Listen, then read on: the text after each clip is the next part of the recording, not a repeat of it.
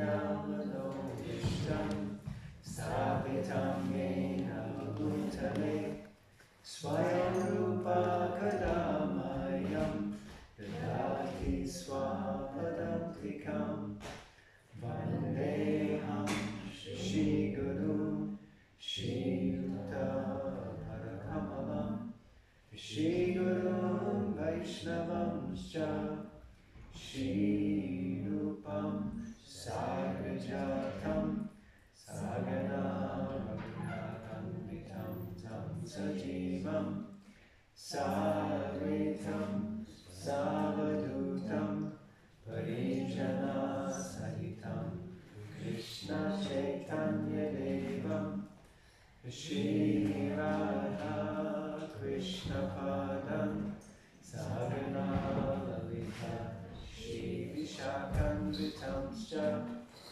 He Krishna Karuna Sindhu Dinabandhu Jagatpate Gopesha Gopika Kanta Radha Kanta Namastute Tapta Kanchana Gaurange Radhe Vrindavaneshwari Vrishabhanu Sute Devi Pranamami Hari Priye Vancha Kalpatarunhyascha Kripa Sindhu Yevacha Patitanam Pavanebhyo Vaishnavebhyo Namo Namaha Shri Krishna Chaitanya Prabhu Nityananda Shri Advaita Gadadhara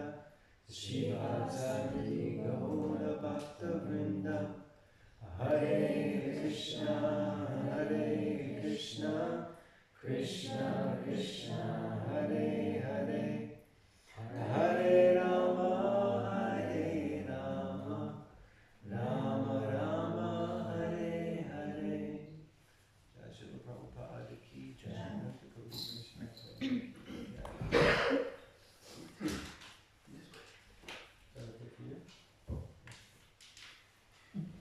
Self-adjusting TV.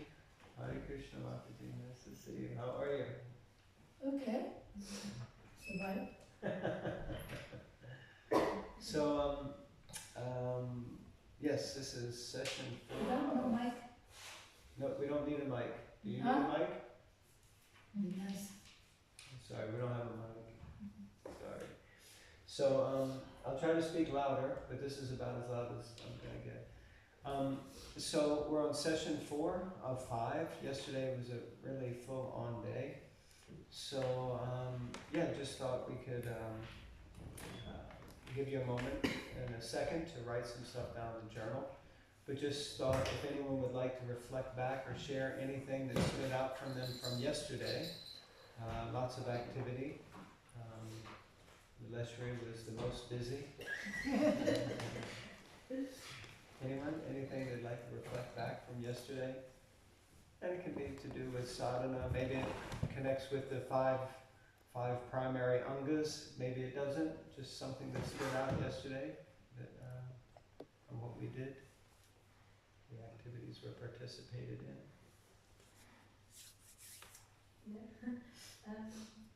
Yeah, no, I really enjoyed the Harinam and when we ran books. Because I was also thinking how, even though we're in a different country and not everyone speaks French, like some of the devotees here don't speak French, they were able to distribute books because that's how universal Prabhupada's books and teachings reaches out to the heart of everyone. So like, even when we were reading the scrolls today and, some of the devotees, they did books and some of them don't speak French, but it just shows how Prabhupada's books have that potency and have that power to reach out to everyone, no matter what language, no matter what background. And yeah. Beautiful. Thank you. Anyone else? Any thoughts? Viveshwari, any reflections from your day yesterday?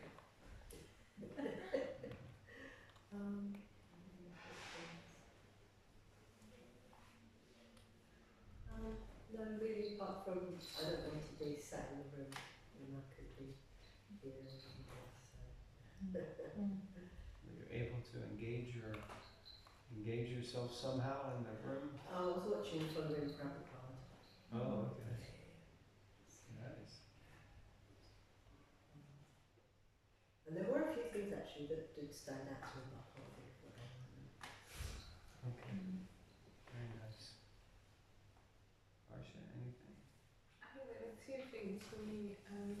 Visiting Krishna Swami's house and talking to him about his experience and then how they got the temple back, and it just goes to show that when you have faith in Krishna, it's everything really, because all the devotees, when they lost everything and they didn't have electricity and they only had it for an hour, but they carried on their services, like no matter what happened, they just completely had faith in the holy name and in Krishna and continued serving no matter what happened. At the end of the day, it's, you know, they were serving the deities. That was really nice to hear. And the second thing was Harinam as well. It was really nice to meet people and like to speak to them, sometimes in French, sometimes in English. But I think there was a girl that really stood out that we met, the couple, and she was from Algeria and the guy was from Lebanon. But they were both interested in it. They said, if it's religious, I don't want to hear it. But somehow, you know, they still walked like a few minutes with us, joined the Harinam for a little bit, and then took the book. They didn't really make a donation, but they still liked the book, and it shows that Prabhupada's books are so powerful. And we took a picture with her, but she said sort of maybe hide her face because her mom doesn't like these things, so she didn't want to be on social media. But it was still nice that she was open, and she was into meditation actually. She said that she liked things like that. It was nice to kind of see them. And the guy, he wasn't really into it. I think the girl was saying he's not really into it, but then he looked very happy when Rasikananda Prabhu went and danced with him. Like he was more open. I remember that. So it was nice to see that from that kind of background. Nice. Beautiful. Thank you for sharing.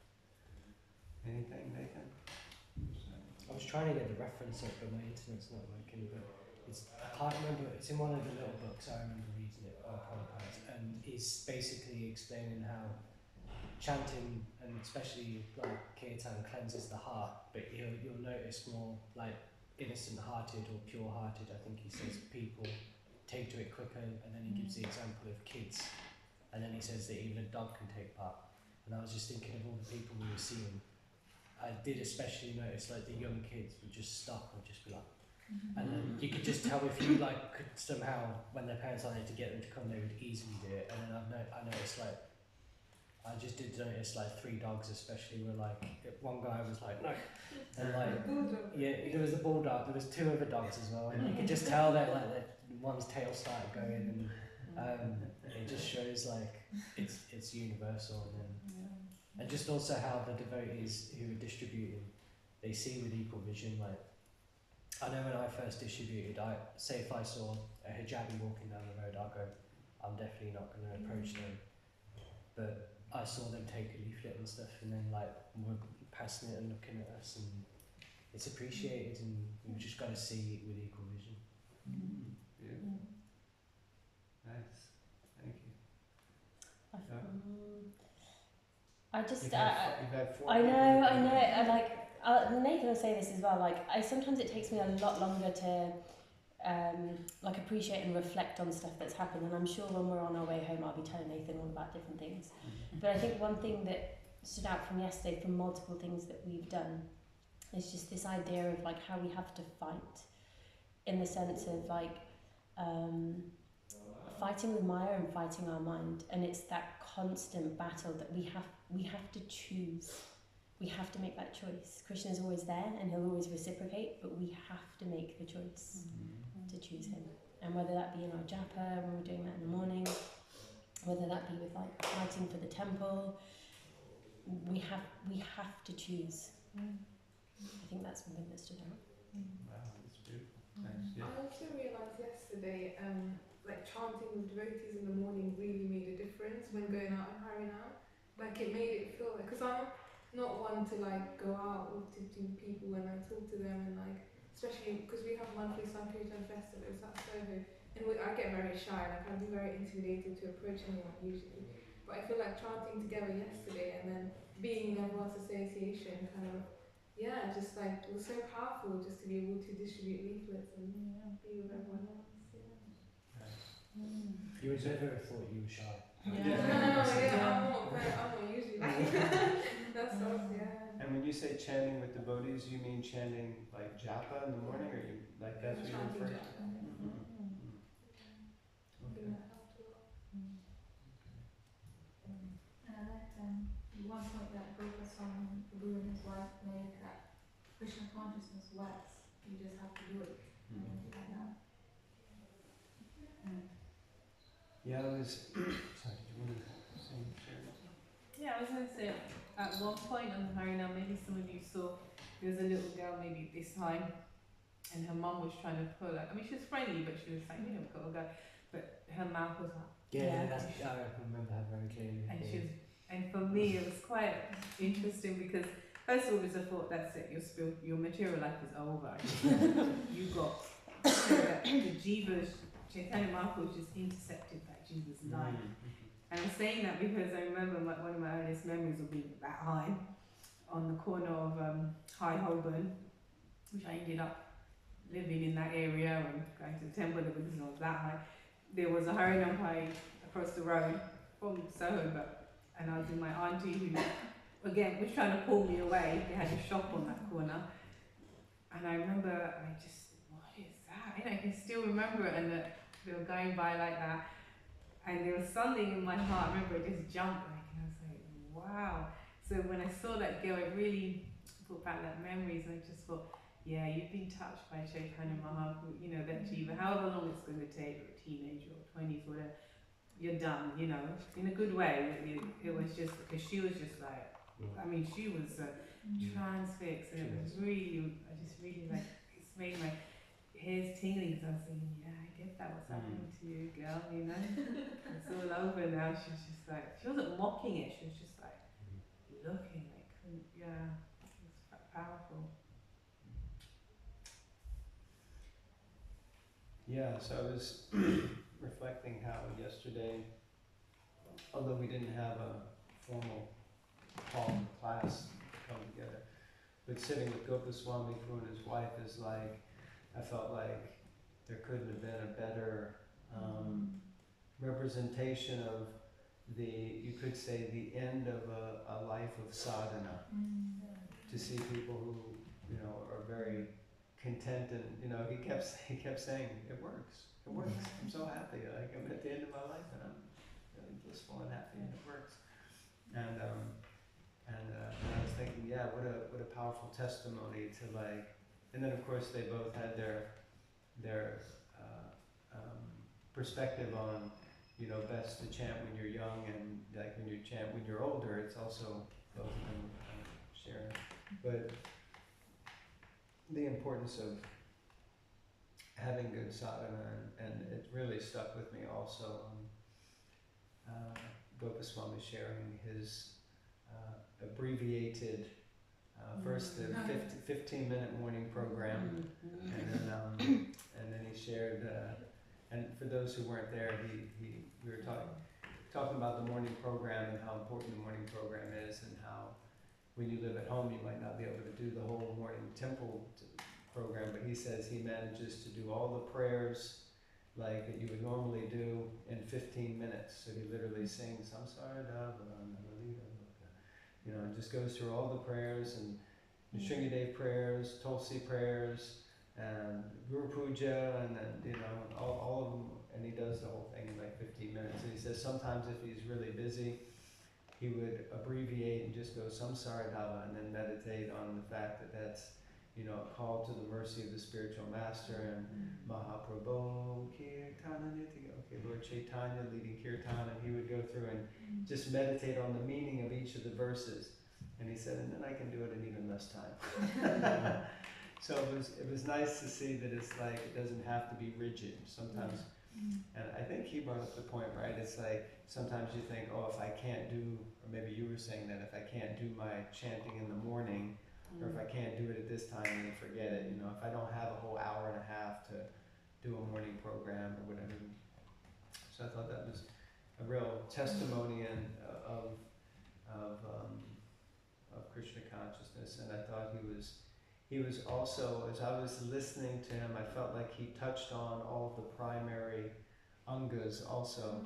He was talking about chanting, he was talking about the deities, he was talking about the holy tirtha, talking about association of devotees, and what's the fifth one? Bhagavatam. And the Bhagavatam was also, he said they read Bhagavatam together, every day. So I felt like, wow, he really just, and I didn't prepare him. I asked him to speak about his house, but he just spoke about that. And then, of course, going for Harinam, which was the personification of, the holy name and Bhagavatam, because we were handing out Prabhupada's books. And just seeing that impact on people, and I think as I put in the,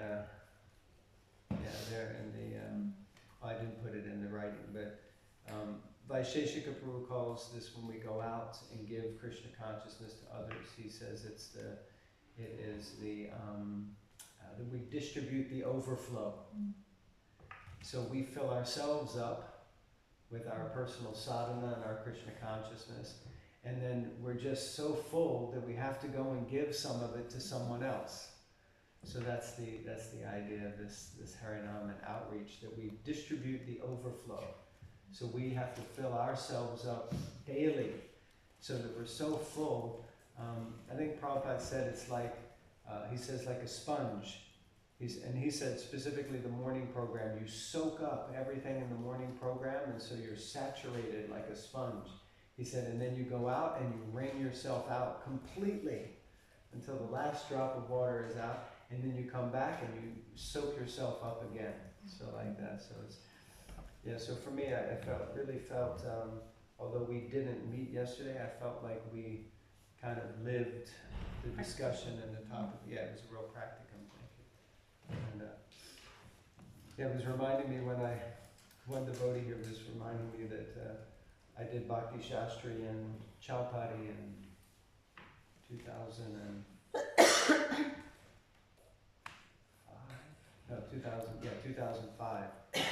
And I was so excited to go to India to study Bhagavad, study the Bhakti Shastri books, and within like a few weeks, Gauranga Prabhu was pulling me into this and sending me to. He said, no, go on the yatra to Vrindavan. And then I went on the yatra to South India. And I was like, oh, I'm meant to be doing Bhakti Shastri. And he said, hey man, this is the real Bhakti Shastri right here. You're going to like Vrindavan, you're going to South India. And I'm like, no, I just want to sit in a room and read Prabhupada's books and study, So like that, we also have to have the real life experience. Okay, so we will look at making a plan today. So we're going to kind of conclude things up a little bit and get very, very practical. But maybe we can get them to do that. So, in your little journals, in your little notebooks, if you just write down a few points about yesterday, or we kind of discussed it in one sense, but what is it now? It's Sunday, so how do you feel your japa, for example? Has it made an improvement? Or are you attentive to improvements, even if it's not like, wow, it's gone like from that to that? But is it that you're finding yourself maybe sitting, differently, or just being more proactive when you become inattentive, or you're saying, with devotees and that. So has anything changed for you that on the japa front, but also, any challenges or anything where you feel you've come out of the box a bit, or anything that just stood out for you that you can capture in your journal? So that this is that I was stood out for me yesterday. Challenges or things that I did new, like Randomly you offered Guru Puja Arati, you never done that. It's so big, it's huge,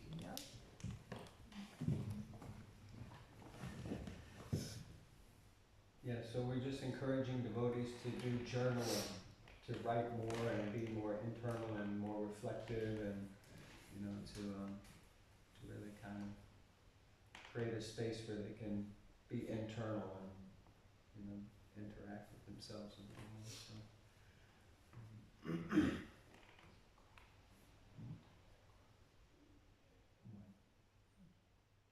it yourself? You do journaling Yeah, I write every day. every day? Every day I journal. Yeah. I write in the morning when I first get up, and then in the evenings. Of late, it's been a little distracted, but usually in the evening I have a gratitude journal where I just literally write 3 things at the end of the day before I go to sleep. I write down 3 things that I'm grateful for the day that's happened. But every morning I write a journal. I just started for the month of October. I started journal because I start a new one every month. So I just started number 51. So for however many, it's like almost 4 years. So almost 4 years. Before that, I was involved in management, and I didn't have time to write my name on a piece of paper. Just sign it on documents, sign it on checks, and rush from one thing to the next. It makes a difference? What? Journaling? Yeah. I think so. I think it gives me a place to really open my heart and be honest with myself. I think so. Do you journal? Do you journal? Yeah, I think it. Unfortunately, I wish I had more time to journal. Sometimes in the morning I have like 10 or 15 minutes, and sometimes it's like I've had really ecstatic days, and I really wish I could spend a good hour writing, and I don't, so it'd be nice.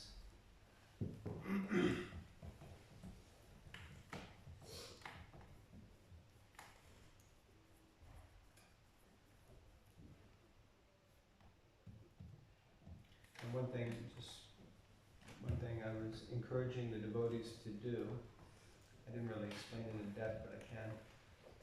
So at one point, the devotees in New York at the Bhakti Center ashram, they had these booklets that they would keep for I think a month, and they're like 30 pages, and on each page was like a japa assessment, and it was like 1, 2, 3, 4.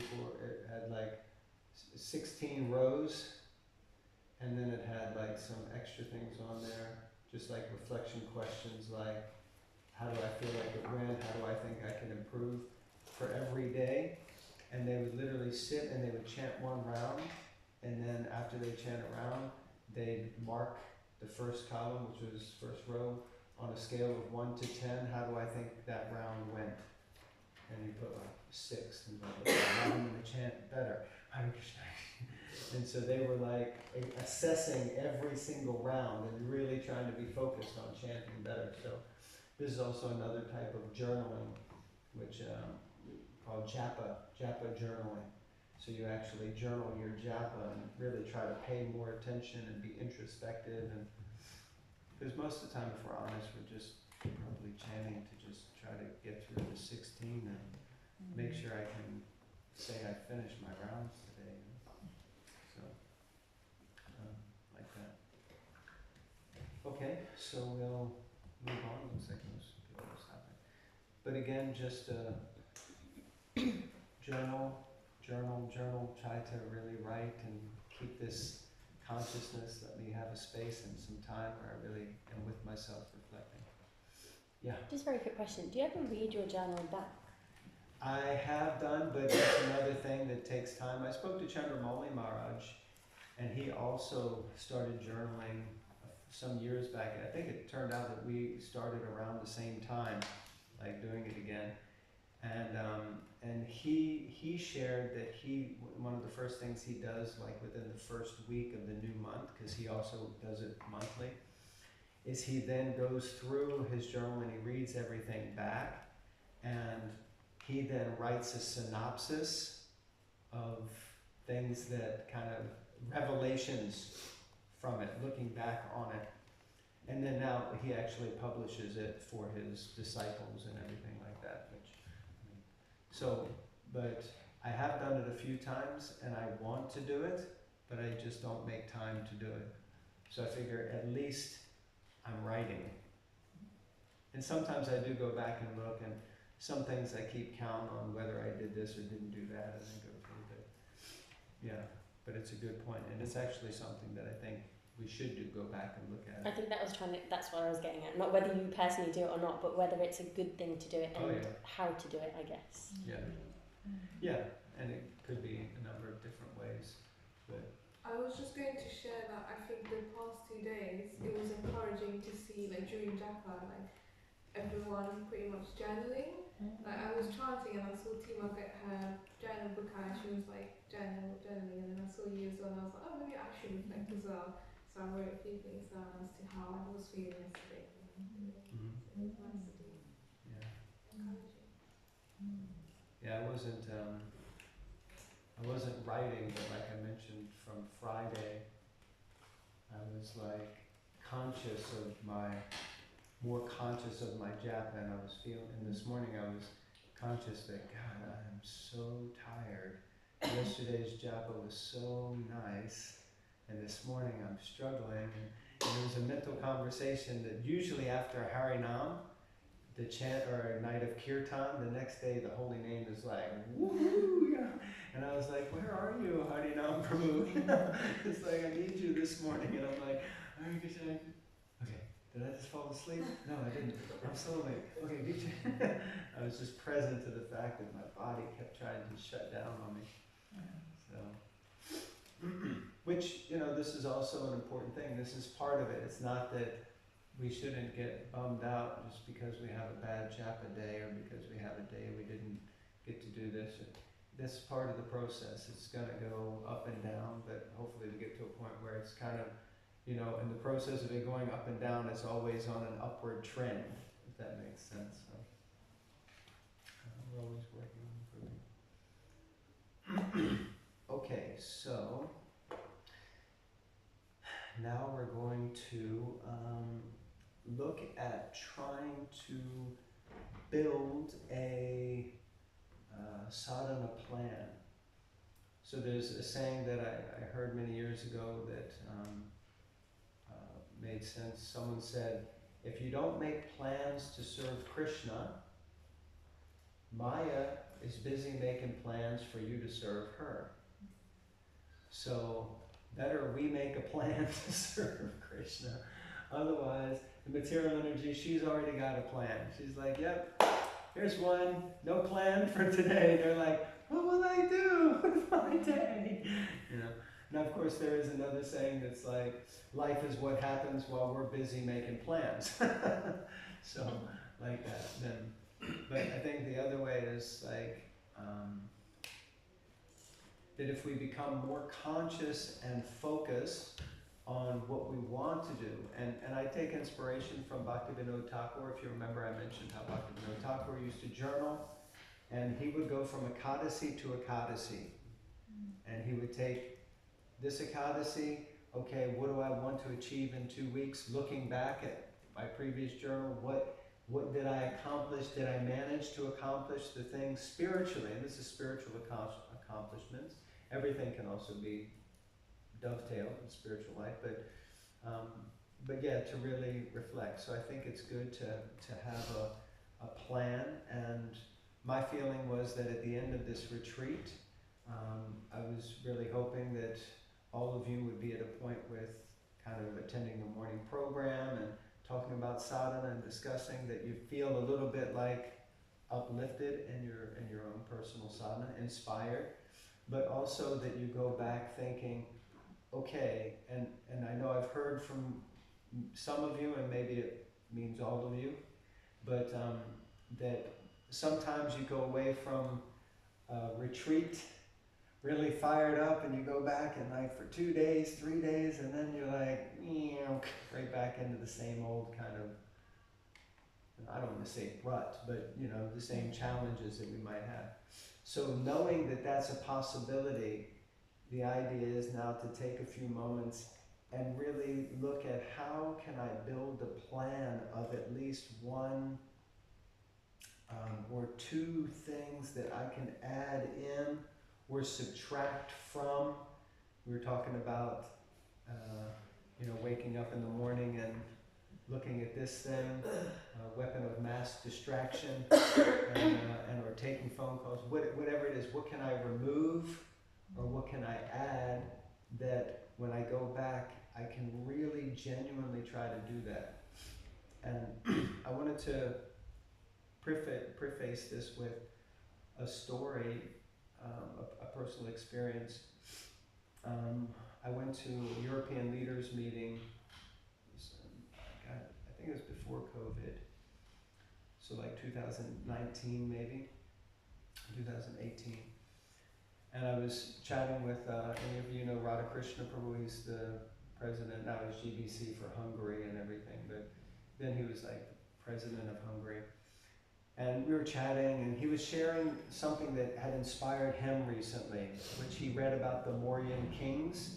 So the Mauryan kings are the kings who were ruling over Rajasthan in India. And they're the kings that when Aurangzeb and the Muslim leaders were invading, and they got to Vrindavan and they started breaking temples, they were breaking deities, the Gaudiya Vaishnavas took the deities out of the temple and they took them to Rajasthan to have them protected, because the kings there were like Raja Rishis, they were pious kings, and they were so fearless that Aurangzeb wouldn't even go near them. So they were just so like, they were so fierce, so they were protected. So he was reading about these kings and their kind of lineage, and when you read about their lineage, not lineage so much, but their daily routine, one of the things is that they would get up very early in the morning, and they would do everything and almost everything in like 90-minute sessions, and then they'd move to something else, which is, if you remember, I mentioned about the Brahma Muhurta. So a Muhurta is usually right around the 90-minute mark. And the idea is that you can do something inside of a Muhurta and stay focused. After that, you kind of lose focus. Better to move on to something else. But the first thing they would do is get up. The first 90 minutes, and I think they were getting up at like 2 in the morning, and their first 90 minutes was spent chanting and meditating. And their idea was that thing that you do the first thing in the morning, that is what's going to permeate everything that you do throughout the day. So then they would do everything else in like 90-minute sections. But what Radhakrishna Prabhu was sharing with me was that he then became inspired to get up earlier. And he realized that getting up at 2 wasn't really so much of an option for him at that point. He had like 3 kids. But he was like, he just started by getting up 15 minutes earlier. And then over the course of like 6 months, he worked it back to like a half an hour, then 45 minutes. Then he was like, by the end, getting up a whole hour earlier. And he realized he was up early in the morning. Everyone else in the house was asleep. And he had this time, and he was reflecting on the time that Srila Prabhupada used to create and generate for when he would translate. When everybody else was sleeping, he was awake and he was active. So Radhakrishna Prabhu shared this with me, and I came back and I was telling Bhakti, and I said, yeah, I really want to start getting up earlier. I mean, we were already getting up kind of early for most people. But I was like, let's just get up 15 minutes earlier. And it was like, okay. And then the amazing thing was that we did it, and I realized that as soon as I got up 15 minutes earlier, I wasn't getting up at the time that I thought was 15 minutes earlier before. I was hitting the snooze button 2 or 3 times. So that 15 minutes actually turned out to be a half an hour, and I wound up chanting like extra rounds before Mangal Arati and reading, and then that's when I started journaling, because all of a sudden I realized, wow, I've just got more time. I have more of this precious commodity. But the sacrifice is that I had to take it out of time when I would usually be asleep. So anyway, I'm just sharing that because these are the kind of little nuggets that sometimes can hit us as an inspiration to create more time so that we can go deeper in our sadhana. So like that. Do you want to share anything? I agree that what I would do when I was like working, when I was studying, you have a lot of time. just like on your hands. And then when I finished, I graduated and I was got a job, and look at the contract like, wow, I'm in the office like 9 to 5. It's like, whoa. And it was interesting because initially I kind of freaked out and I thought, oh my son, no, what am I going to do? Oh my God. And I had this realization, okay, what was working for you, the blueprint that was working for you then, you can't just apply it to now, and it was such a realization, so I realized I'm getting worked up and for no reason, in the sense that life's changed now, so you've got to change with it. If you want to, if you want this, if that's your priority, if you want the sadhana, if you want to chant, if you want to read. And it was because I really lost my mind over that, and I was like, how am I going to do all that I was doing before?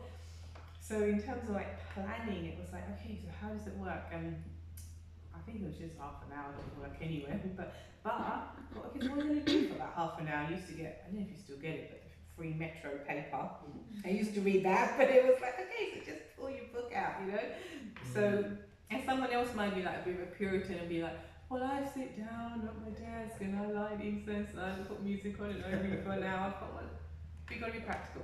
So that was 1 hour reading because it was there and it was back. And I thought, that's pretty cool. And then, so my point I'm trying to make is that I planned in a way that this is what I have to do. You've got to work, you've got to do this, you've got to do that.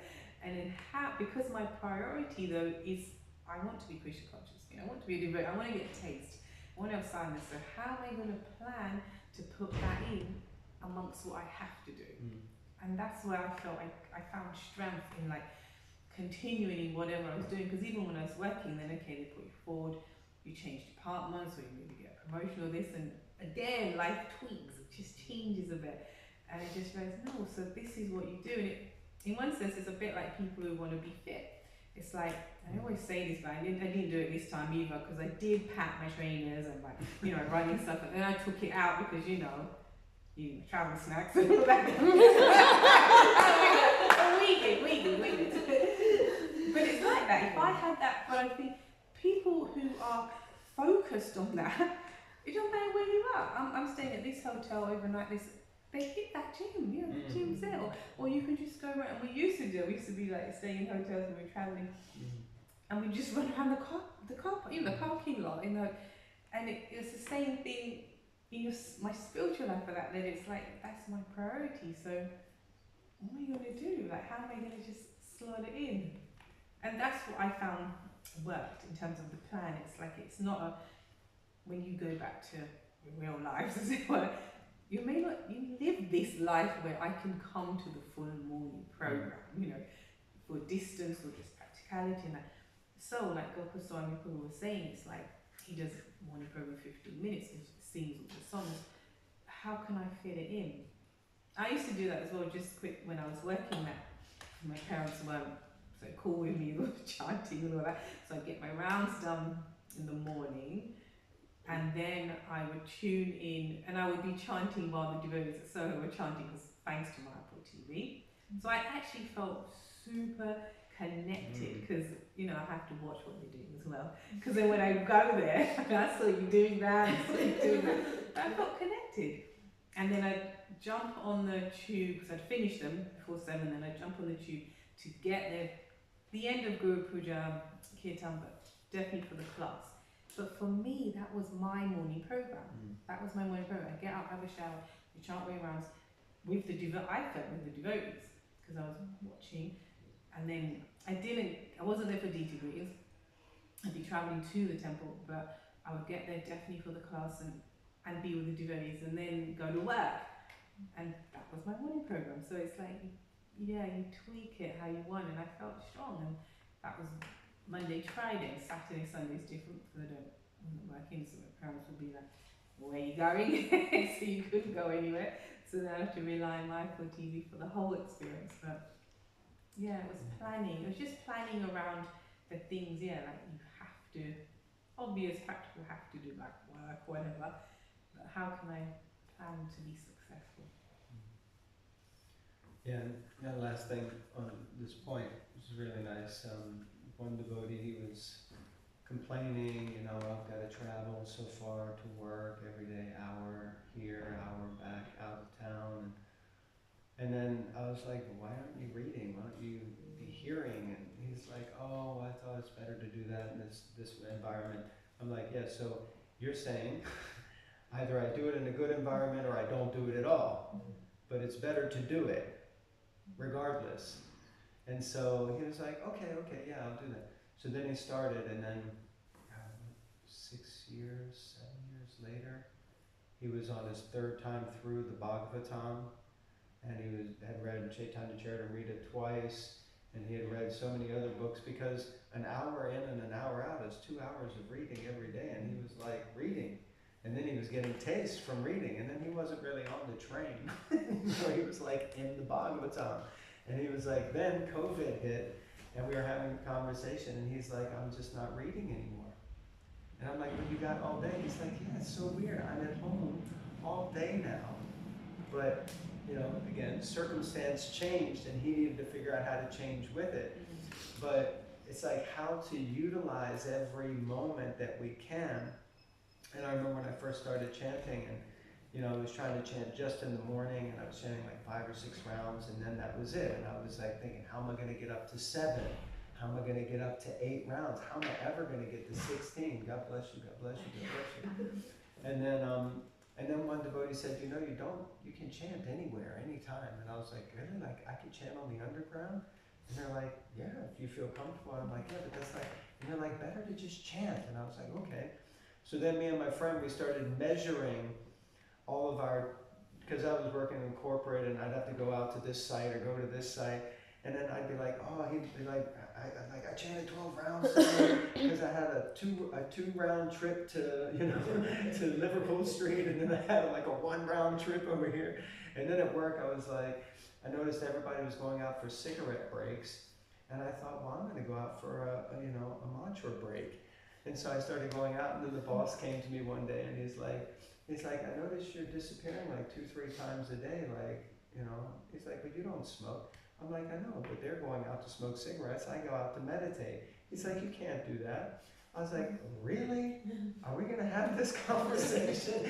They can go outside and smoke cigarettes and kill themselves, but I can't go outside and have a meditation break. I was like, really? I'm going to come back. I don't smell bad. I'm going to sit here and be a better, you know, employee for you. And like, really? And he said, okay, I guess it's all right.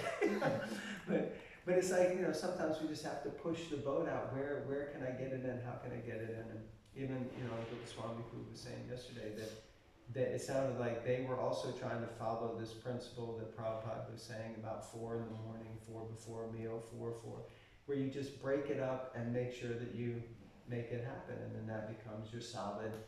Because in one sense, sadhana is about, I would say, regulation as a primary point, that we become regulated in making it happen, that we do it every day, we keep it happening, and then it's about improving the quality and increasing quantity if we can.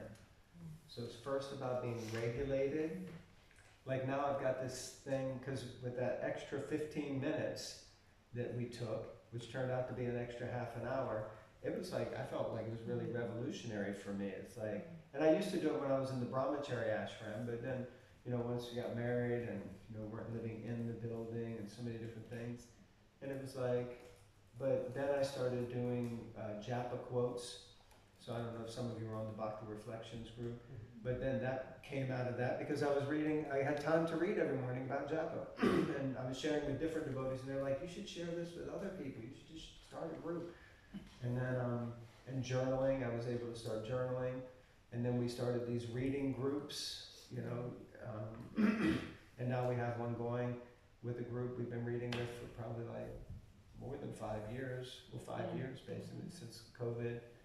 Just, we read 4 pages a day, and we're like, you know, just in the, kind of getting to the middle of Brihad Bhagavatamrita, the 2nd volume of Brihad Bhagavatamrita. And we've read like 4 or 5 books together. Before that, we read about 20 books. Yeah. Just 4 pages a day. So the morning program for me now is I get up, first thing I do is I read about japa, and then I make the quote, I send it out, that becomes my meditation for the day for japa, and then I read Bhagavatamrita, 4 pages, and I write a little thing about that, send that on the group, and then I'm like, all of a sudden it's like I've gone from being tired to being in the zone, because it's regulated. You know, it's like you get up and you have your thing that you do. And when you do it, then you just go with that flow. And then the next thing, you know, I put on, try to listen to some Prabhupada nectar or listen to some book while I'm getting ready, get dressed, we go to the temple, we're chanting, we have service or whatever it is. But it's like, you just get in the flow. So regulated, sadhana should be first regulated, then we focus on quality, then we focus on quantity. Anyone has any thoughts, reflections, questions, comments, corrections, chastisements?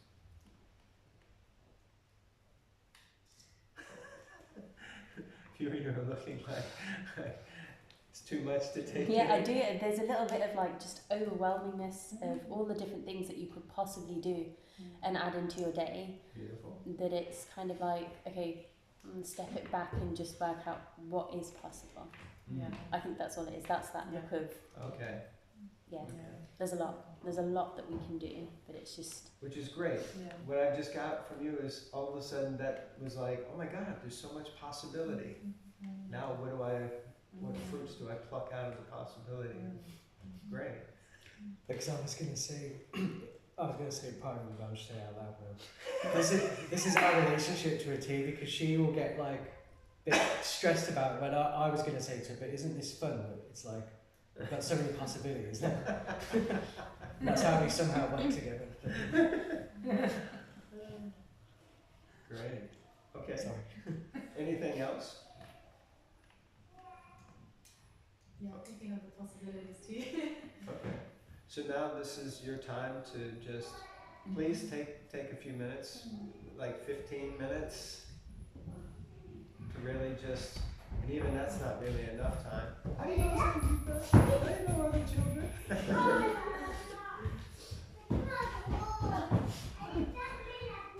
So this is like life, right? Grihastha ashram.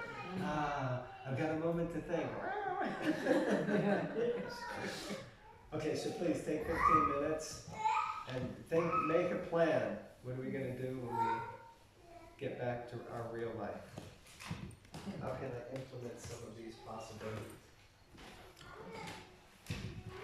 Let's go scoot back.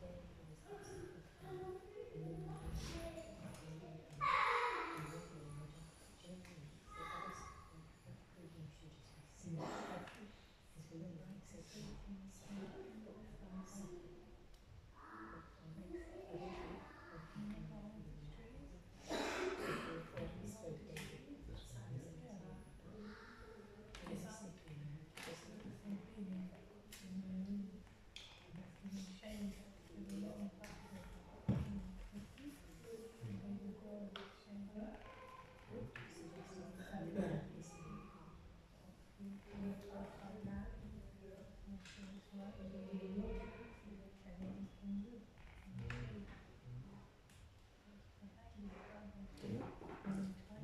because I was going to say that we gave it some challenges. You can't really concentrate on listening to it. But maybe it's go for a lunch walk or something. Yeah.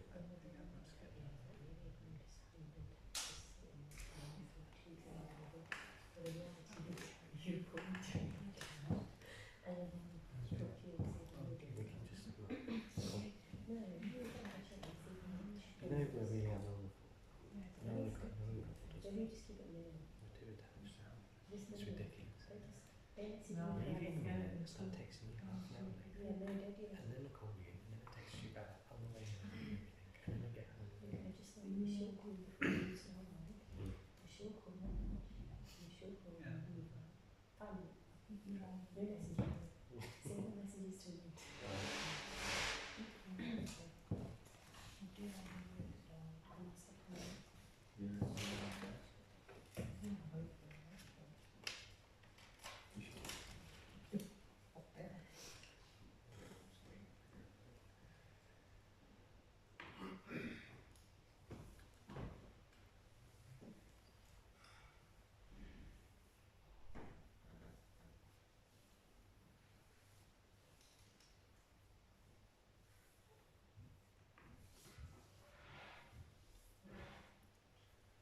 I kind of forgot to mention that the whole reason we did the 5 primary angas is because they're primary things to have in your sadhana.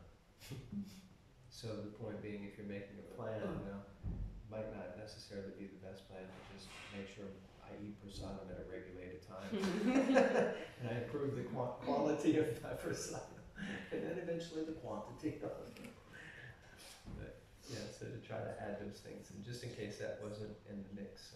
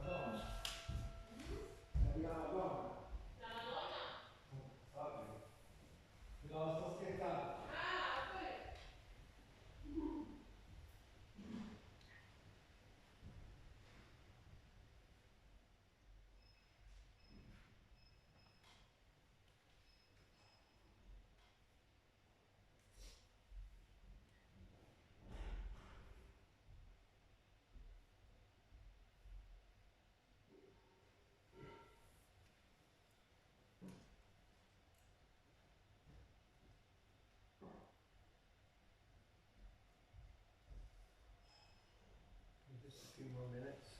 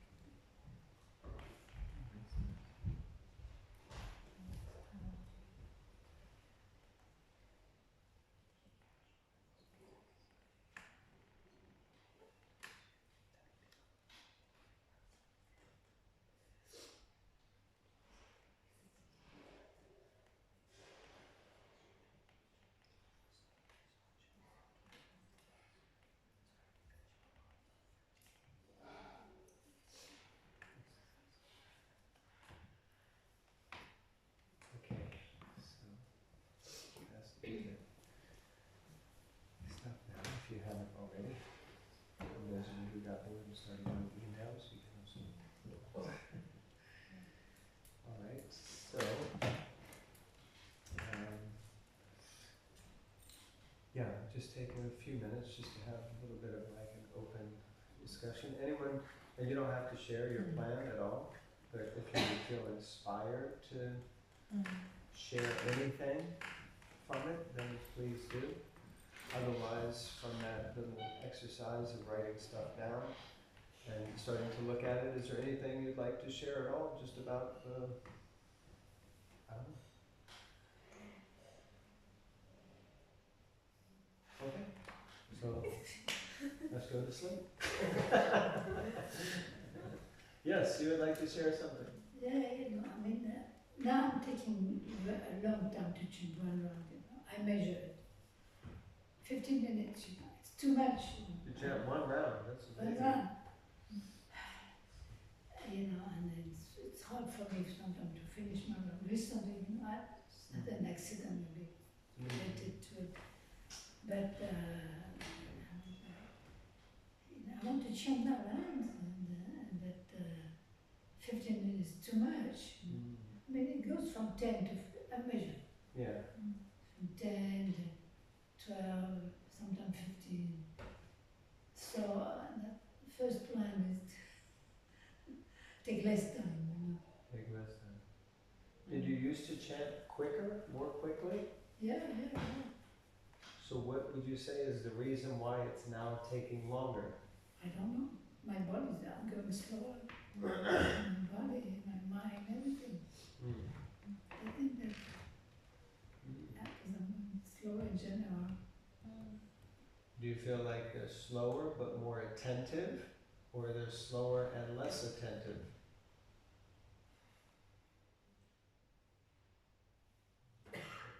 Slower, same attention. So it's not really less attentive, just the body won't let you chant as quick. Yeah? So they're the same attention is there, but what I understood that you said was that your body is just won't let you chant as quickly as you used to be able to chant. Yeah. Correct? Body and mind. Body and mind, yeah. Okay. So in that sense, do you have some pressing things that you have to do in your day? No, that's the thing. Chant my rounds. So, I mean, because, as we get older, become more senior, we usually theoretically have more time because you don't have to work or take care of the kids or take care of the family. So then in one sense, is it that big of a problem if you take longer to chant? Yeah, because I want to do other things. You want to do other things, like watch TV. Just kidding. Just kidding. I don't have a TV and I don't watch TV. Yeah. No, like cook something and do my dishes, Oh, okay. So you have some duties you have to do. So, what's your plan? Finish my 16 rounds every day. Because now I got some to catch up. Oh, But I don't like it. that's not so nice. Yeah. So your plan is to make sure you get the 16 done every day. Okay. Sounds like a great plan. How do you know? It's just a few days. I think it's all right. I know when I first started chanting, I was also chanting like 12 or 15-minute rounds in the very beginning, Anyone else had that experience? It's like, Hare Krishna, Krishna Krishna, Hare.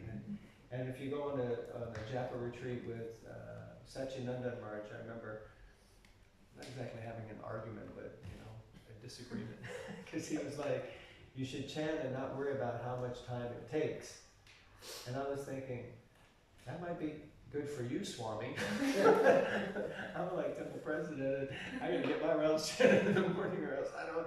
What about people who have lives and jobs and things, as if he doesn't have a job. But his point was, you know, that yeah, it's important that we try to focus on the quality also, and not worry so much about, because the other thing is it does become a bit of a race. Just get them done. But I remember when I was first chanting, because I wanted to get up to 16 and I was chanting like 12 to 15 minute rounds, that I actually, that was the first time that I got a watch that had like a stopwatch thing on it. And then I started like chanting to see how fast I could actually chant.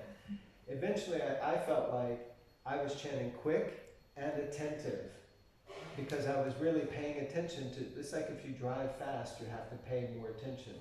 You know, as you might have noticed yesterday when I was driving fast. I was having to pay more attention to the road, you know. Whereas if you drive slow, and I heard some senior devotees say, sometimes if you chant slow, it's like, Hare Krishna, Hare Ram, Hare Ram, Hare Hare. It's not exactly like you're chanting an attentive round. So it's not like slow equals attentive either. And it's not that fast equals inattentive. It's, the point is to chant at a speed that you are actually focused in on.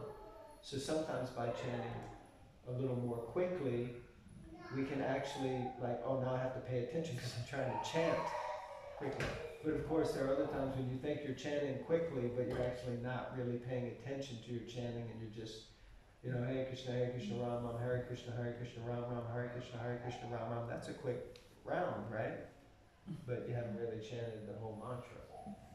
So, anyway, those are just a few thoughts out there. But No, because I noticed sometimes I pay attention to chant faster, and I pay more attention. yeah, So, yeah. Sometimes if you just, whatever it takes to draw your attention to chanting, really makes a difference, you know.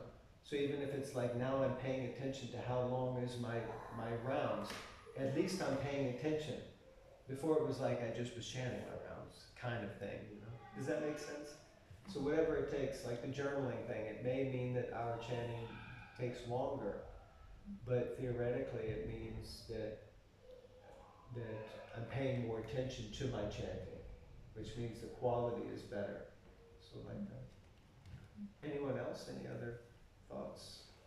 Anything they'd like to share? Just it seems more realistic that when it's planned out like this, because I've always got this like complex that I have to make it like I'm a super advanced person. Like, 'cause if I follow what they're doing, which is some truth to it, if you follow what they're doing, you'll become like them. But Yeah. it's just unrealistic for me to think that I'm going to get up at 3 in the morning, work a full-time job, come home, you know, and do everything like that. It's Absolutely. not realistic. I like to think that I can do it, and then I disappoint myself when I inevitably fall short of that standard. Yeah. But this time it's like, come on, be realistic and Yeah. sober about it. Yeah. Seeing it written down, like how it is, yeah, it looks like you have to change, because you have to change if you want good sadhana, but it seems realistic now. And that's because of this like grounding. So thank you. Oh, Hare Krishna. Very nice. Yeah, something inside of that. Yeah. Thank you for bringing that up. Just creating unrealistic goals can actually be more detrimental than, you know, that's what happens to most people for New Year's Eve. You know, the whole New Year's resolution is like, I'm going to lose 100 pounds, or I'm going to lose this, or I'm going to stop doing this and stop doing that. And then, you know, it's like we just set unrealistic goals. Which is why, for me, the point of my story wasn't how early you get up, just that sometimes adding an extra 10 or 15 minutes, we think it's nothing. Again, reading 4 pages a day, like, who is it we were just talking to? So anyway, we were just talking to some devotee, and they were like, oh, I really want to read the Bhagavatam, and oh no, it wasn't that. Yesterday, this devotee Naratam, he was trying to teach this young boy, Nitya Kishore, who was on the Harinam yesterday, Mridanga, and he said, look, you know, just practice this beat for like 10 minutes each day. And he went, oh, what is that? What difference is that going to make? You know, and then that's our mentality. And I was thinking, God, he is the epitome of my mind. It's like that's what my mind said. Who cares? What difference is 10 minutes going to make?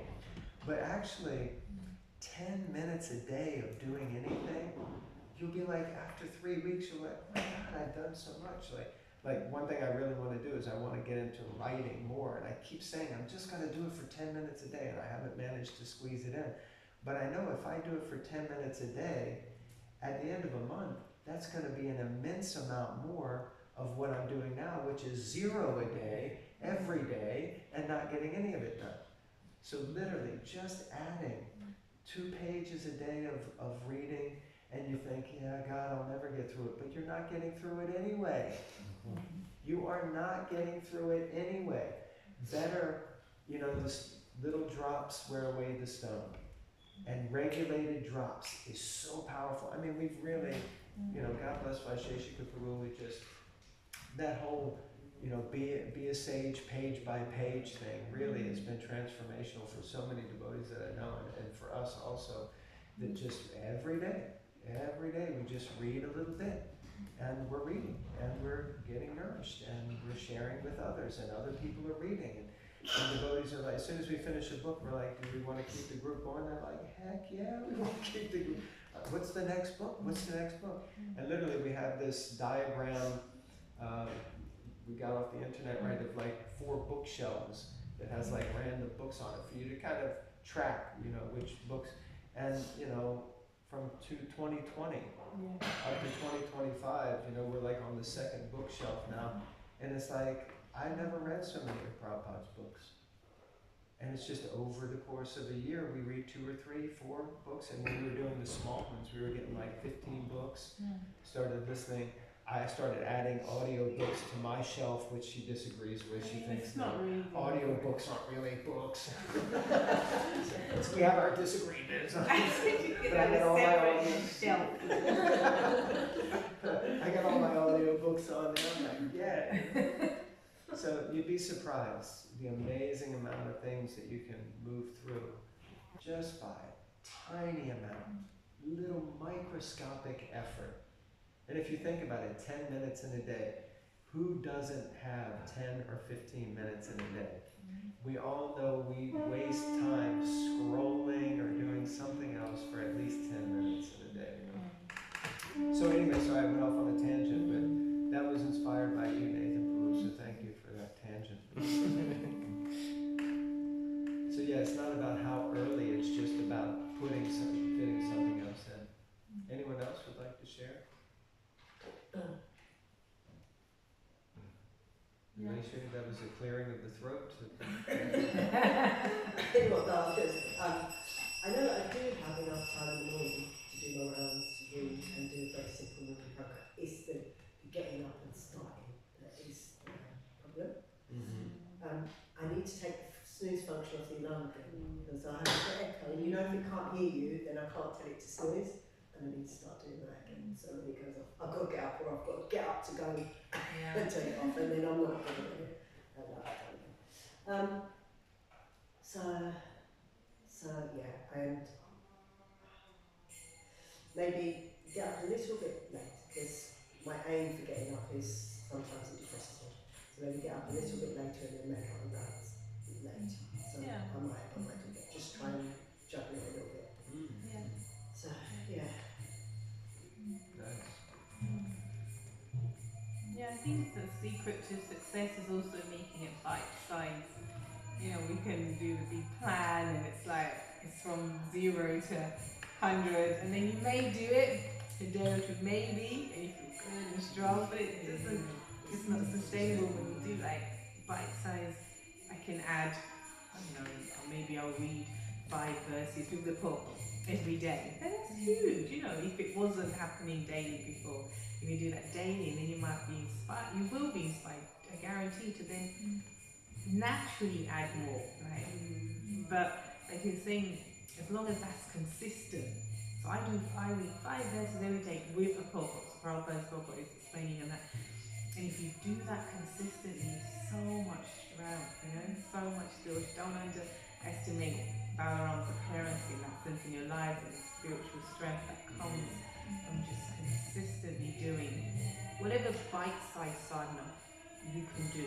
And from that it will springboard, guaranteed, really. And I was thinking before we leave, or you leave, whether it's today or maybe quiet time tomorrow, whatever, to go in front of literal Balaram that's here, you know? I mean, you can go in front of picture as well at home and that, but Balaram's here, and Prabhupada would say, pray to him for spiritual strength. So he's the one that's going to give you that armor, you know, he's the one that's going to like buffer you up, as it were, spiritually. So just, yeah. Buffer you up or duff you up. Oh, yeah. It's also those pastimes.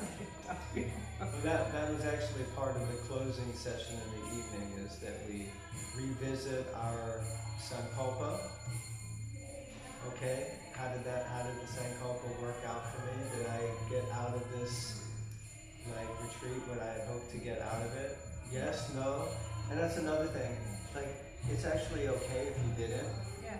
I mean, it sounds terrible in one sense, but okay, somehow it didn't work out. But okay, I didn't get this, but did I get something else out of it? Did Krishna, send something that I wasn't expecting and give me, maybe I didn't get what I wanted, but I got what I needed, Maybe I didn't expect to spend a day in the room like being sick, that wasn't in my Sankalpa. Maybe it was, I don't know. But it's like, when Krishna throws it, sometimes it's like, wow, I was there, but I got some revelation or some realization, and somehow Krishna, sometimes it doesn't come the way we think it's going to come.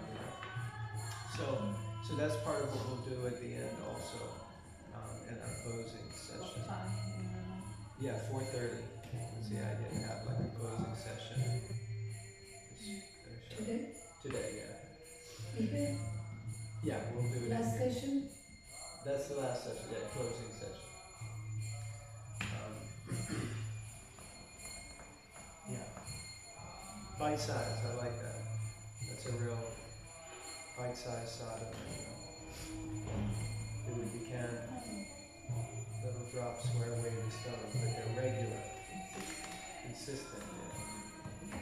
Anyone else would like to share anything? Yeah, I was thinking I'm going to try that fast speed express morning prayers. There's something like a long time, like a couple of years ago actually, I think we went through, I don't know, it was a retreat of some sort, and I wanted to do that morning prayer like that, but because it was in my head, I was like, oh, I'm going to have to do it, before the thing. I didn't actually end up doing it, and it just kind of fell off, didn't remember it. But now that, I've had probably senior devotees as well who are doing this, like making it work into their own lives, I think, I feel inspired to try it and give it a go consistently. It's nice on that point. I remember the first time after living in the ashram for maybe a year, 2 years, I went back to visit my family for the first time, and I was like, oh my God, I'm totally going to fall into Maya.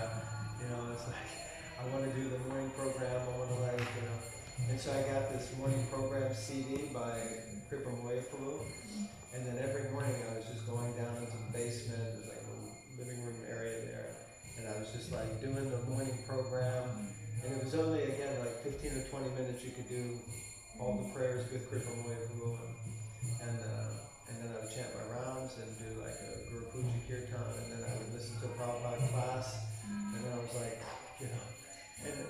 my rounds were the longest thing that it took, but in total probably 2.5 hours or something that I was blocking that time out, and then I'd go upstairs and my parents would just be waking up and I'd be like, ding. So it was like, okay. But that, for anyone who wants, that CD is also, I think, available online on iTunes and Spotify or all those places if it's something that you feel like you need help. But I think you mentioned earlier, Mayapur TV is there now. That you can just tune in. No matter what time you get up, somebody's having a morning program on Mayapur TV somewhere. So like that. Nice. And even if you don't, like say, in terms of listening to the songs on the CD, or maybe not CD, like, or kind of marketing. Sometimes you can't always do it alone. As in, I just got conditioned because I had to. So it's just me and the market TV and me and going to the temple. But nowadays also you've got Zoom and that, and then you could just get 2 or 3 friends or whatever and say, should we do a weekly morning program? Don't worry, you don't need to come to my home, and I don't want you to just come to your home so early. Have a wash you alone. Yeah, but should we just turn on that Zoom and then however you construct that morning program, however it works for you online, so we'll chant for an hour or read something, maybe we'll try to see if it works on Zoom, whatever. That's something, and again, not like, oh, I'm going to do it every day, because no one wants to do it every day like that, whatever. Let's do it once a week, maybe once a month, but because it's bite-sized and because it's not really pressuring, it makes it fresh and new, because it's just a little bit. So that's also nice, and then you also grow your own association community like that as well. With people who, everyone needs that help, everyone's trying to reach out, not everyone will say it, everyone wants that strength. Yeah, it's a point you didn't bring up, but we really touched on like having a sadhana buddy. If it can be your partner, then great. If it can be your sibling, great. But if it can't be, then just to find someone that. I remember there was one temple I used to visit, the devotees there. They were quite spread out, lived outside, but one would wake up early and he would get ready, then he would call another devotee. This is before the whole Zoom, Skype thing. And he would just put it on speakerphone, and then that one would add another one to the call, and he would call another one, and then and by the end, like after some time, they had like 10 people on the call in the morning, and they were all chanting together. So it was just like a sadhana buddy system, and then they would just chant their rounds, all with their speakerphone on, and Hare Krishna said they felt like they were all chanting together. The point is, like, you just got to think outside of the box. And usually when we're like in a rut, it's because we only see one way of trying to do something, and I think I can't do that, and then I'm wrong, or I'm bad, or it won't work, and then that's the end. And then I don't do anything. But actually there are unlimited ways that we can do things and try to make things that uplift and inspire us in our sadhana and our development of our relationship with Krishna. Anyone else wants to share? Marcia? You don't have to. There's no pressure. But if you don't, we're all going to like talk about you afterwards. No, I think for me, the morning program is already happening. I just don't enjoy it, which is bad. Because my husband wakes up early, and I can hear him. I just need to get out of bed. But I think I've said, well, in my plan, I said I'm going to wake up at the same time I used to wake up before. As in, like, before this job, I was waking up at 5:30. Now I wake up a bit later because I start later. But I think I'm going to try and wake up 5:30 again, and then join him by the time he starts. So he does it for 15 minutes, and he would go through all the prayers. So I think I just need to aim to join him. I'm sure he'd be happy, maybe. I don't know. He might be like, why don't you go back to bed? Can you go and do your morning program in another room? Yeah, I could definitely hear him, and I think waking up early will be better, because I can also, they have a group, and they do like one chapter a day, which is a survey group, and I used to join it, but then over the weeks, I've kind of like just been joining the last 10 minutes, so I just hear the realizations, but if I wake up earlier, then I can do the whole thing. It's just getting out of bed. I really like that. Remember I mentioned earlier about you have to use your mind to sometimes trick yourself. Like I just was like, the door is locked and I can't leave the temple room. I can't leave. I have to stay in here and chant. So I'm just going to stay in here and chant. And so I might just like you used to get up at 5:30. So when you had to, you were doing it. So just tell your mind like, I got to get up at 5:30. I got to go to work. I just got to get up. And you just got to get up. So you got to get up and you get up. And then once you start getting taste, then you'll be like, I'm totally cool with getting up. This has enhanced my life and I'm really like inspired.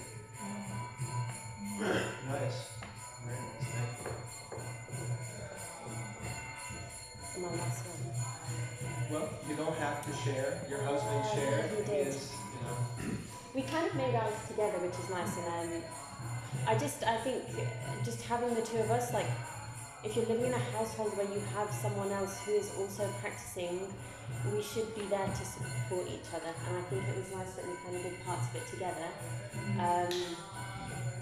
I think the one thing that I've come to realise after putting this plan together is we can use Maya and technology to our advantage. So we bought a Lumi light, which is a light that gradually brings like sunlight into the room, or it's not artificial type light, and it naturally helps to wake you up. But I've still been using the snooze button, so I think like just getting rid of that snooze, but actually the light itself helps us wake up.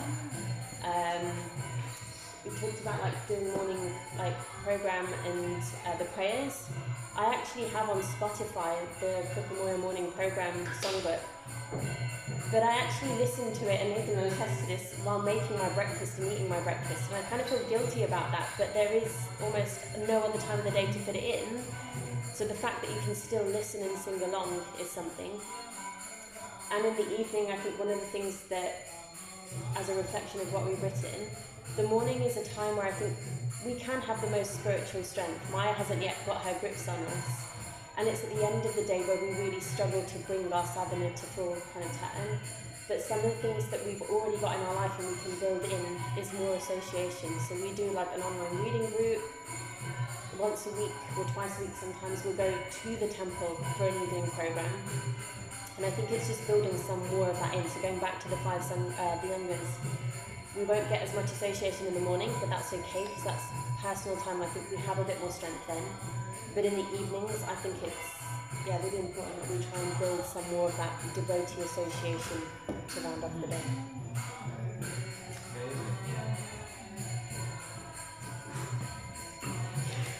Also, we shouldn't feel overly guilty. Like there is this. Okay.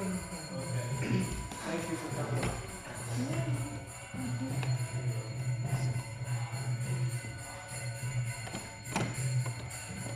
Yeah, there's the temple standard, the brahmachari standard, and there's the household standard, isn't it? And we shouldn't feel bad that we're not on their level. Yeah. And I'm glad you mentioned that, and you shouldn't. No. The point is that we try to do the best that we can. And, that's the point of following in the footsteps rather than imitation. Yes. We're following in the footsteps. So, and it was so good that Gopaswami, who said that the other day, I was like, yeah, thank you, Krishna. When he was talking about the morning program, and at first he was like, it was interesting because I thought he was trying to like say, no, they're talking about going to the morning program and like this, and I'm like, no, we're not talking about that at all necessarily. We may be talking about having a morning program, but then he just nailed it, it's like, I do it sometimes, it's like 15 minutes and I can even do it faster. So listening to, Kukumoya Prabhu sing the morning program while you're getting your breakfast ready is definitely better than not doing it all. And Prabhupada had this, he said, there's perfect, there's more perfect, and then there's the most perfect, which I always equate to good, better, and best. So, it's good if we're listening to the morning program and hearing the prayers and trying to get some Krishna consciousness. And otherwise, I remember before getting involved in Krishna consciousness, we were watching whatever that program was, The Big Breakfast or something. It was on TV, and ginger hair guy, and I forget the other ones. But that was like, you get up in the morning and that's what goes on the TV, and that's what your life is. But instead of turning that on, you turn something else on, and you just you're hearing from the moment you get up. So yeah, we shouldn't feel bad. We shouldn't feel bad compared to a different ashram of activity. And it's not that we should feel bad anyway, but we can feel bad because, I want to improve. You can use the fact that it's I'm not satisfied, I know I could do better, as an impetus to project and move us forward. So, but yeah, definitely we shouldn't compare Raghunath Das Goswami's sadhana, eating one butter pat of milk every 2 days or something. But it is something to see. Wow, can you imagine being so absorbed in Krishna consciousness that I actually don't mind not eating for days on end, you know? But it's not also that we should become like anorexic or bulimic, you know, because you think, oh, then I'm Krishna conscious if I don't eat. You know, so it's like, anyway. The essence is, you may have heard this phrase, to always remember Krishna and never forget Krishna. So if you put that phrase in whatever sphere of life you're in now, or in the future, whatever, how can I always remember Krishna and never forget Krishna? And that's different for different ashrams, living situations, whatever. But that's it. So those who live in the temple, fair enough, they get a block, but you know, there you go. But one thing I'll say, because I've never lived in the temple and had no desire to do so, and it was really interesting because I had friends that, the girls in the ashram, and it was interesting when they left, it's like I never saw most, you know, you just didn't see them, or they didn't sustain what they had to do. And that's the difference, and that's where the strength of the Gೃಹಸ್ಥ ashram choice ashram, as it were, comes in, because I choose to get up and listen to this with you. I choose in terms of at temple, you're expected to do that. You don't come down, you gotta do it. And I found that a real powerful realization that, yeah, and I don't mean that way to critique those ladies and that went, but it was really powerful. It was like, yeah, because when you choose, so I was choosing, and again, I'm not trying to know what I was doing, but I had to get up at a certain time because I just, parents-wise and that, the rounds weren't going to get done any other time, so I had to get them done. And I had to do my reading when I was traveling, because my dad, if I just sat in the sofa, which I wanted to do, just curl up on the sofa and read, because I like reading and get up. They weren't happening. It was just so anti like that. So I had to. So I chose to. So it made it creates that taste and consistency. But when they were not in that environment, they were unstrong. We don't do that anymore. We don't, you know, I barely get my rounds done live. So there is a strength actually in creating that, your own blueprint for morning. Not just morning, but silent, you know, however you do it. There is a strength for that. Pro-choice, spiritually. And also, one thing with like coming somewhere like this where you do get up in the morning and you attend the morning program, and it creates a benchmark of knowing what is possible, and like, oh, it's like theoretically, like God, I was really paying attention to it, so you can get your mind to go back, no, I could do that, I did do that, it is possible. In a sense, not like, yeah, it means like it's a benchmark of a level that we can aspire to, but not necessarily, we know it exists. We may not be able to do it every day, but at least we can be like, okay, how can I come to that? Okay, we'll just give you a couple of more minutes to write down any last remaining reflections, and then we're going to have our last session in the afternoon today at 4:30. There'll be class in a moment, so I'll also speak on some of these topics. Again, maybe focus a little bit more on Japa or the association. And, if you want to come to the class, you're welcome. If you feel like you're classed out and you want to go walk in the sunshine or do something else, then I won't hold that against you, but it will bear on your final marks.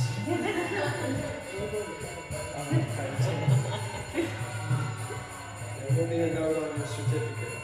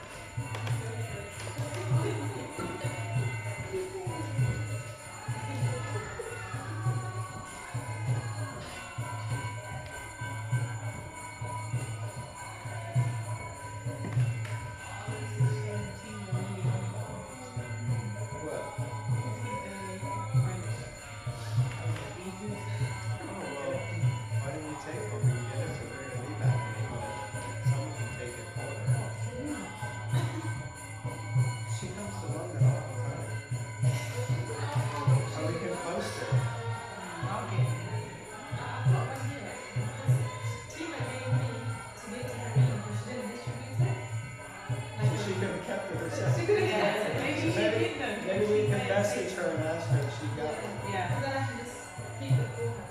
Oh, that's And then when I move it. Yeah, yeah.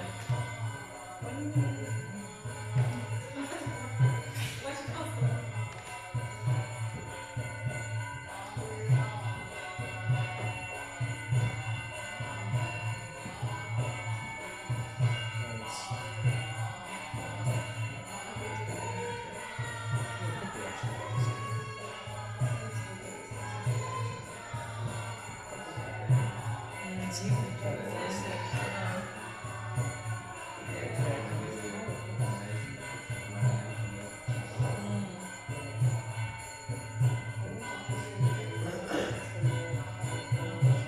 Okay, any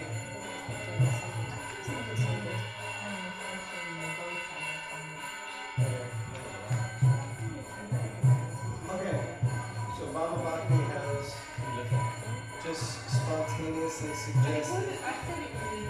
Okay, she didn't spontaneously say it. She's planned it all weekend. The final session should be in the Goshala. Ooh, yeah, that's big, like things. And then the cows will come back and they'll be around and we can maybe do a reading together again or something. Yeah? When you say We need to go play with the cows. So is everyone okay with that? Yes. So 4:30, so we'll meet here Yeah. and then we'll walk down together to the Goshala. Okay, so we'll conclude this session. And I might go and breathe oxygen quickly before I go to the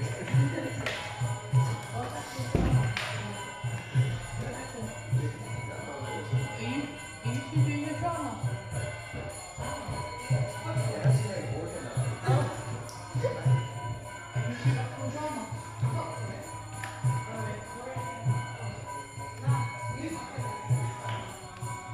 should do your drama? I'll watch the drama.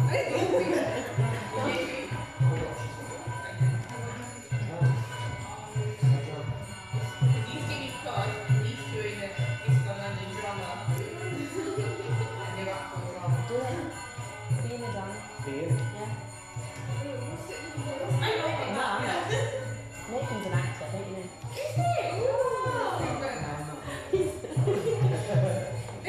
I know, but he does impressions of people all the time. I'm like, Hare Krishna, thank you very much. I have to cover.